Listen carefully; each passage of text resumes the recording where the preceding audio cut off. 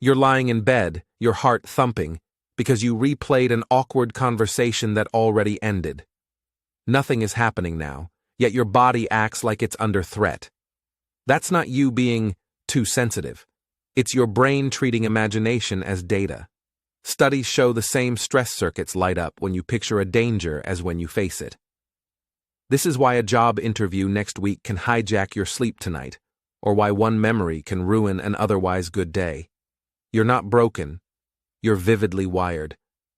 In the next few minutes, you'll see why your mind can't cleanly separate real from imagined stress, how that keeps you stuck in loops, and what neuroscience says you can do to interrupt the alarm without denying the problem.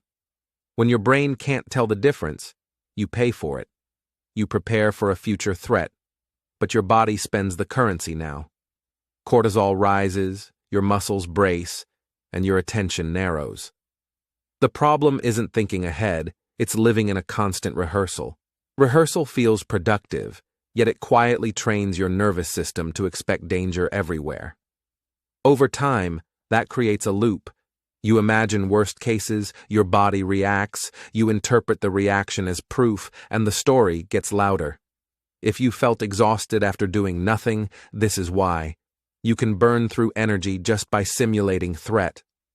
The result is a life where your baseline feels tense, even when your calendar is empty, and your confidence dips because your body keeps signaling that something is wrong. Neuroscience explains this with a simple idea. Your brain is a prediction machine. It builds models of the world and tests them against your senses. When you imagine a stressful event, your prefrontal cortex spins the story, but your amygdala and hypothalamus read it as a possible threat. Functional MRI studies show overlapping activity between vivid imagery and real experience, especially in emotional circuits. Your body follows that signal, releasing stress hormones and preparing you to act.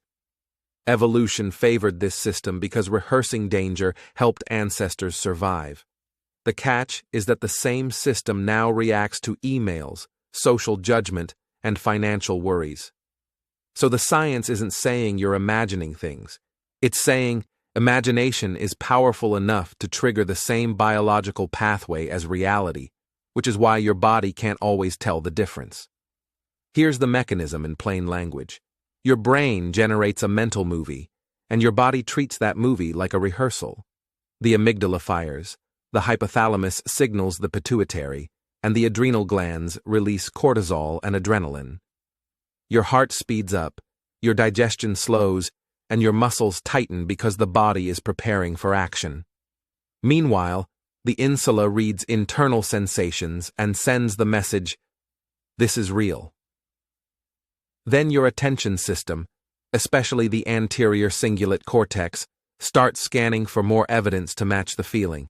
That's why you notice every possible mistake before a presentation. The loop reinforces itself.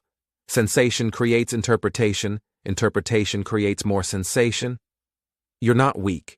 You're experiencing a self-reinforcing network designed for survival, but hijacked by modern mental imagery.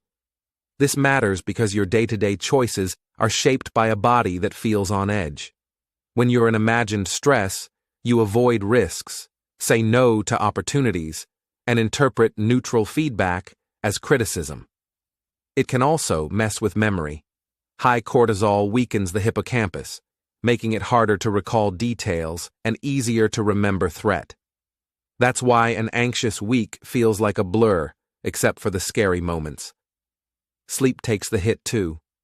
Your brain keeps scanning for danger, so deep sleep and emotional processing get interrupted. Over months, this can reshape your identity. I'm just an anxious person. But that story is a side effect, not a truth. The real issue is your nervous system is stuck on a false alarm. Change the alarm pattern, and your confidence can return faster than you think. So how do you help your brain separate imagined stress from real danger? Start by labeling the story. Say, "This is a simulation." Labeling reduces amygdala activity and recruits the prefrontal cortex. Next, anchor in the body with a physiological reset. Longer exhales, a slow walk, or cold water on your face. Those signals tell your nervous system the threat is not immediate. Then, reduce the fuel. Limit doom scrolling and set a worry window, a short time where you write concerns and choose one small action. This shifts you from rumination to control. Finally, practice imagery with a different ending. Visualization isn't just for fear, it's for safety too. Rehearse calm responses, so your brain learns a new default. You're not trying to stop imagination, you're training it to be on your side.